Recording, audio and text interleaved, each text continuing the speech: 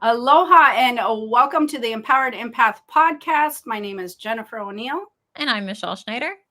And we are going to talk about all things spiritually lifestyle related. I don't think that's the way that you say spiritually lifestyle related. I don't think that's a word. But spiritual lifestyle related, talking about all things that have related to our spiritual lifestyle. Yes, there we go. So, we have a really interesting subject to talk to you about, but before that, you want to talk about the... Yeah, absolutely. If you find this information helpful, or even if it sparks, questions, be sure to give the video a like, and you can always leave your comments down below if you have more questions related to this topic or any other topic that you want us to discuss in the future. We are always happy to entertain whatever you send us our way. And just make sure, you're subscribed and hit that notification bell so you don't miss anything. Yeah, we are always open to discussing other topics for sure. So that was a good point. And we do look at the likes and all of that to see how much you're enjoying the podcast. So yes, absolutely make sure you do those things. I wanted to talk about connecting with spirit and or your spiritual communication, because this subject has been coming up quite a bit lately with the transitional energy, people shifting their lifestyle or their spiritual lifestyle, or veering towards a spiritual lifestyle. Instead of living more of a 3D life, you are moving towards a spiritual lifestyle. And to be clear, a spiritual lifestyle, in my opinion, and I'm sure yours, absolutely encompasses both sides. Living in the physical realm, but also being able to connect in with the spiritual realm as well, and using the two as a yin yang balance with your spiritual body and your physical body, spiritual senses, physical senses. There's two aspects to us all the time. And that's why I think that this subject is really important, especially with the transitional energy, Yeah, absolutely. I was definitely going to say there needs to be a balance, because you can't just live all in on one direction, because you're not really going to function, I don't think, well, if you do. I mean, maybe you will, but I've known people to try to do both. So, I mean, clearly we all know people who just want to focus primarily in the physical. That's in front of your face. It's very visual. It's everywhere. We are reminded about it over and over and over again. So that's pretty much a given. You're trained to not connect in with your spiritual senses because people don't understand it. They don't have the knowledge. They don't know what to do with it. And it scares people. But I do know people in the healing industry that's all they talk about. And to tell you the truth, I think that freaks people out. The people who are wanting to develop, we all know people who go into such a woo-woo side of spirituality that all they want to do is talk about everything in spiritual terms.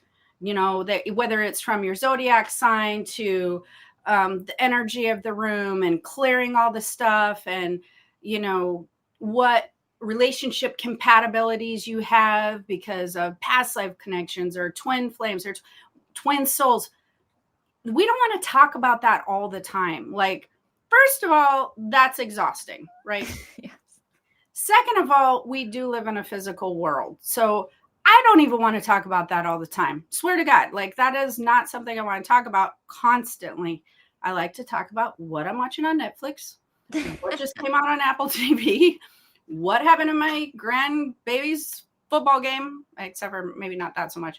But I like to have other subjects, and I think that people forget about that, and then they go really extreme when they're newly focused within the spiritual realm. Maybe that's my issue, though, because I never came out of the spiritual realm. It's always been a part of my life since I was born, and I've been in it professionally for so long. That might be the difference, but I do feel that scares people away from wanting to learn more, because they feel like, well, I don't want to be like that. I don't want to be like where everything's about like pulling cards, or what the energy is going to be like there, or if your sign is this. I don't know. I feel like Well, I definitely think that it matters, like, who you're talking well, with at least me and from my perspective, it's like, I'm not just going to, meet a stranger and start talking about this stuff. For me, it's about what feels safe. If I know that I've got a friend that is super into the same things that I am, and we kind of speak the same language, then yeah, we're totally going to talk about that stuff. But then when it Right. comes to whether, a family member or a coworker, I'm like, yeah, we're not gonna go down that avenue. Right. But some people do. Yes. And the reason I'm kind of on this is because you don't have to talk about it all the time. You can still develop your senses. You can utilize your senses.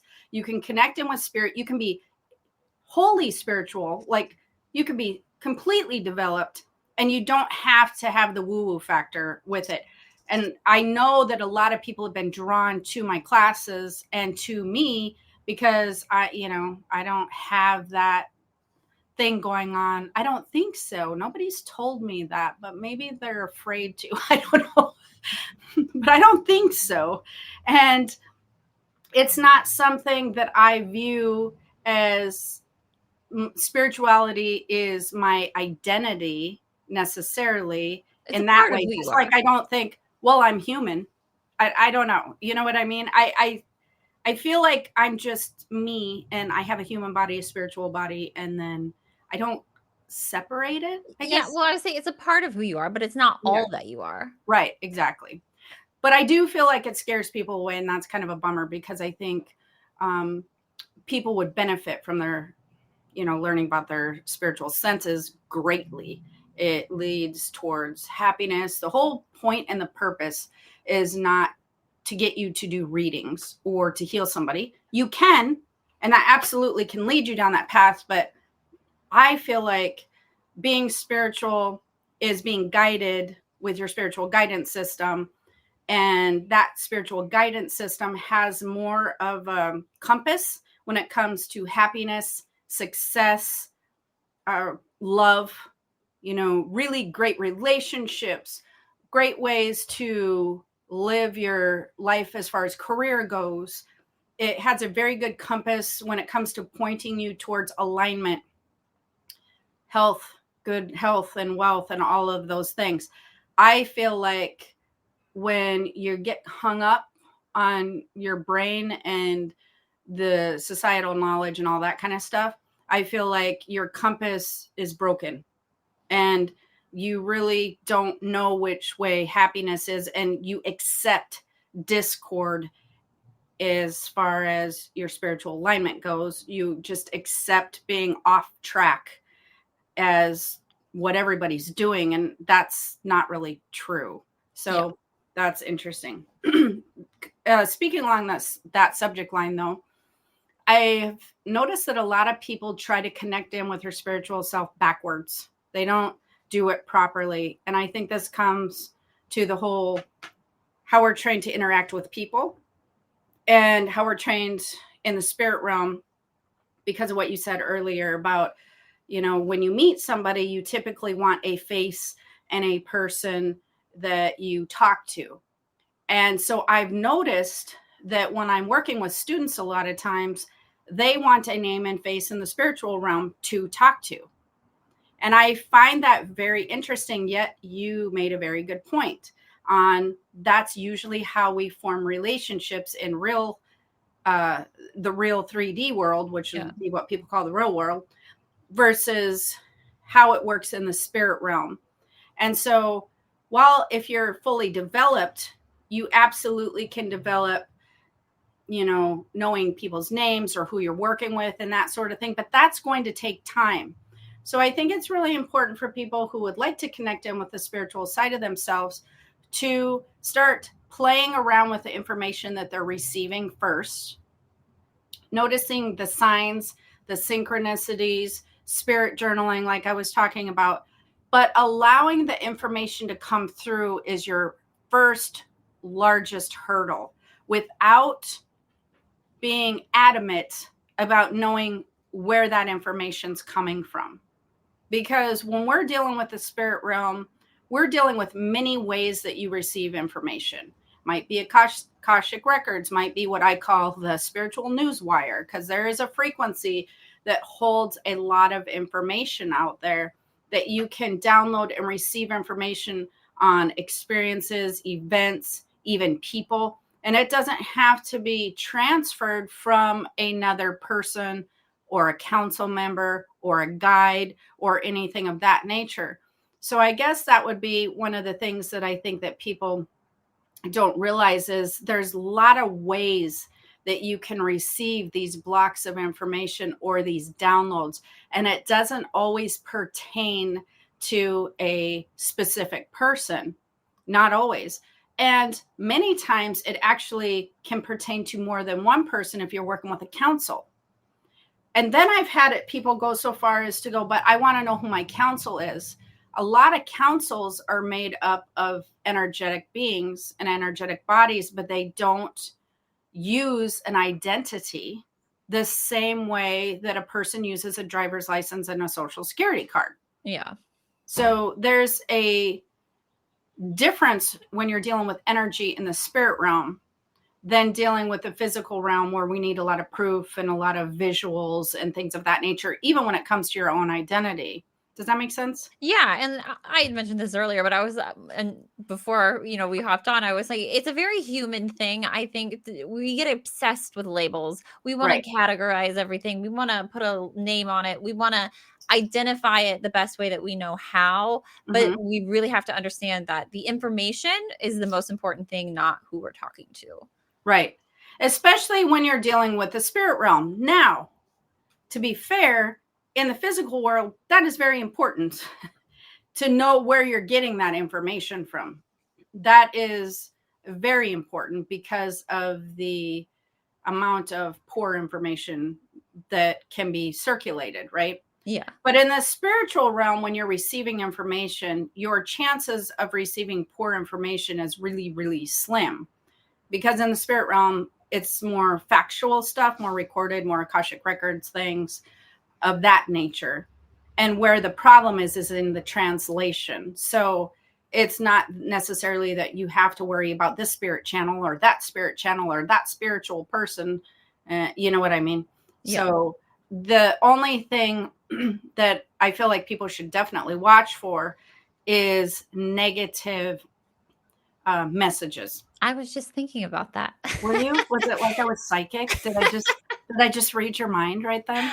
Well, because I was thinking about with that negativity, I mean, would you agree that it's all about intent? Like, if you are setting out to communicate and receive messages, don't you think the intent that you put out, you should, I don't know, I don't like the word protection so much, but at least kind of like stating who you want to connect to, not specifically, but what type of. Yeah, I think that at the beginning, that is a very good and smart thing to do, is to talk to whoever the powers that be and be like, I am only allowing myself to connect in with the highest vibrational frequency, positive intentions, positive energy, anything of low frequency, any negativity is not allowed to connect with me. And you sort of set some boundaries that way, I think because it's very important though, and I'll give a little insight. Because when I was first, playing around with some tools, I was playing with a pendulum. I was trying to learn how to utilize it, and I did not set proper intentions. And I I don't want to say like opened a portal, or an entity you opened came a in. spirit door you didn't want to go into. Yeah, and what came through wasn't human. I don't believe it to be super negative. The only reason I knew that it had come through was because my dog at the time was doing things I had never seen him do before, and it Yeah. was freaking me out to the point where I got to be like, do I need to sell my house? Like I was not sleeping at night because he was pounding on cabinet doors at 2:30 in the morning. It was crazy stuff. And like he could definitely see something that I couldn't. And so I learned very quickly By how. he was pounding on doors, was it the spirit or the dog? The dog was. He was Oh, trying okay. to find a place to hide. So he would go Okay. into my bathroom. He would hide 24/7. He would pound on the cabinet doors, trying to attempt to get them to open up because he was looking for a hiding spot. Okay, now to be fair, before we freak everybody out who might want to try to connect with spirit. Sorry, this took a turn. Yeah. The animals, when they do sense a spirit that is a stranger to the household or to the room. So, for instance, they have seen a loved one that have passed over, but normally they know who that person is, or maybe the spirit's been there the whole time you've lived in the house, that sort of thing. They will not have such a reaction, but this is a good subject because people don't realize that animals will react to spirit in spirit form if they're strangers, the same way a lot of times they will react to a stranger coming into your house, like a real stranger, like a Yeah. physical stranger. And that's good to know, because every time your dog is barking or behaving weirdly or sketched out, it doesn't always mean that that's a bad spirit. It just means it's one that they're not used to recognizing. It's not there often, or it just started showing up. Now, that could mean when you're dealing with stuff that there's some negativity there, but typically if an animal is reacting that way, do not try to sell your house. Like, that's where No, I mean, that was extreme. I know. I'm fine with it now, obviously, because I learned a lot in the process, but Mhm. it was to the point where I wasn't able to sleep at during the night for several nights in a Well, yeah, row. because that's typically going to freak most people out. Yeah. But yes, animals will behave the same way. Now, they do know that there's something different about them, and that's why they're a little bit meeker sometimes. Like, they'll like maybe look up and sort of cower, because they can tell if something's, levitating off the ground, that that's not normal in this human life form, that, or pet life form they've taken on. That being said, um, they will react a lot of times like they react when they see a stranger, which makes sense, right? They Yeah. don't know that energy. They don't know that presence at that moment in time. Now, if the energy continues to show up, they might get used to it, or they might still be like, you know what, you're still coming in my house, like, get out. So there's that factor.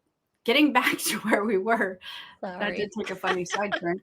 But yes, I think that setting the intention to only speak with the highest vibration, the best intention, positivity, always think white light, divine, God, whatever, whoever you're connected with that you feel like is in a higher spiritual realm, then you can use that energy and say, I would only like to connect with this energy sent from, or is a part of, or, some type of divine energy. So I think that that's really good. It would be your first step to learning how to set boundaries with your spirit communication, because if you did start connecting with spirits, and this is why people don't like Ouija boards, or spiritual people don't like other people just playing around with them, because if you don't set an intention and you just start opening up the floodgates, and I've talked about this before, it's literally like just opening the front door to your house Yeah. and then going, whoever wants to wander in, just wander in. Like, for real. It's just like anybody can come, because you haven't put any rules on your door saying, okay, if I don't know you, you can't come in. If you have bad intentions and you want to like party or something, or, wreck my house, then you can't come in. Like, they understand the boundaries that you set.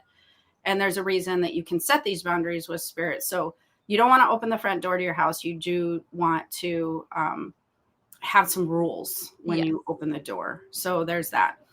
But people do concentrate too much on who it is. Who am I talking with? And like I said before, we're not always talking with a person. You're not always receiving information from a person. It could be tuning into the Akashic records. It could be tuning into the spirit wire. It could be working with a council. It could be working with angels. It could be working with other types of divine energy. And it could even be working with, which we need to do a podcast on this soon, extraterrestrial energy. And that's going to be a fun podcast to be doing. So we need to remember to do that. But it can be all types of energy where information is held, because information is held in energy. And that energy doesn't always have to take on a humanistic type form or spirit form. Well, isn't Energy is everything energy technically? yes. So there's information in literally everything. Yes. This is also why you can receive information when you hold objects. If you're clairtangent, that We call that energy. psychometry. Well, yeah, that's another word for it too. And it's clairtangent. Or if you are around ruins or different ancient buildings, houses, ancient structures, old structures. That's why I can't stand pawn shops. Nothing against pawn shops on a personal brain level, but energetically, it is like absolute chaos for me. I go in there, the amount of stories, the amount of intentions, the amount of stuff you can feel. Well, And yeah, just think about the reasons why people are giving that away, probably to help themselves out of a desperate situation. Exactly. And or they stole it. Yeah. And they're whatever it is, it doesn't matter if they pawned it themselves or stole it. It's never feel good energy. I cannot be in them. I'll sit outside. My husband doesn't even ask me anymore. He used to a long time ago. And now it's just like, yeah, he just goes by himself when he loves that kind of stuff. But that's also why you would get a different vibe off that than you would if you went to like a rummage sale or something. Those items at a rummage sale are typically, being sold without such an intention behind it. So yes, all energy carries information, and you don't want to filter through, especially when you're learning, where that information is coming from, because it's not the point. The point is to allow the process to happen. That's where the training begins. How to not let your brain interfere, how to not filter the information that's coming through, unless you're receiving negative messages, which is what we were just talking about, with the house thing. If you are receiving negative messages, that you need to throw out the window. I would do like a clearing meditation. The angel clearing meditation is really good for that I have on my website on thekeystothespiritworld.com. Everybody loves that meditation. I use it all the time. But that would be a good place to start. Or that's also a good place to start if you want to try to consciously tune into information. Like if you need a meditation, then you want to calm the brain and allow information to come through. That's a good one to start with. But negative, voices, telepathic information, blocks of information, anything that feels negative, just throw that out the window, get rid of it, and do a clearing meditation, start over. We don't want to be working with that. And then as you develop your skill, as you learn to remove your mind blocks, any human blocks that you put in your way that help bottleneck the process so that you're not receiving it fully. Once you start to really learn to receive the information, receive, allow, and just let it come through, then what happens is your frequency raises. And when your frequency raises, you get a clearer image of things. And that means you might be able to take that one step further, or you will be able to eventually, if you continue to raise your vibrational frequency, to a place that you can gain more clarity or more information on who you're working with and that sort of thing. It is interesting to me, though, how much weight that people put on that. But what you said just makes total sense. Here, that's very important. There, it is not. We need to work on the process of just receiving it. That's like skipping a whole step. If you concentrate fully on that, you're going to censor yourself. You're not going to allow it to come through, because you're going to keep reaching for an identity. Yeah. And that is a tough thing to do. You need to develop to a certain point before you can grab that identity, usually. Does that make sense? Yeah, totally. Yeah. So that would be why people do it backwards. You will want to receive that information. And then when it comes to things like pet communication, it's the same type of thing. When it comes to things like mediumship, it's the same type of thing. When it comes to channeling, it's the same type of thing. So when it comes to all of the modalities that you might be interested in, even healing work, focus on developing the skill first, the healing, moving energy, the connecting with spirits, start there. And then you can usually utilize that as your way to receive who you're working with, if that makes sense. Yeah. So hopefully that has covered any questions along the channeling, mediumship, how to connect with spirits. And I think that that's really all. Do you have anything to add to that? I don't think so. All right. Well, I hope that you enjoyed this podcast, and I'll let you finish with. Yeah, absolutely. If you like this video, please give it a like and subscribe if you haven't. And we are always welcoming your comments again. So whatever questions you have that you would like to ask, or any topics that you would like for us to talk about, we are all ears. Yes. All right. Until next time, have the most amazing day. Aloha. Bye. Bye. Introducing Instagram teen accounts, a new way to keep your teens safer as they grow, like making sure they've got the right gear for riding. Knee pads. Check. And helmet? Done. See you, Dad. New Instagram teen accounts, automatic protections for who can contact your teen and the content they can see.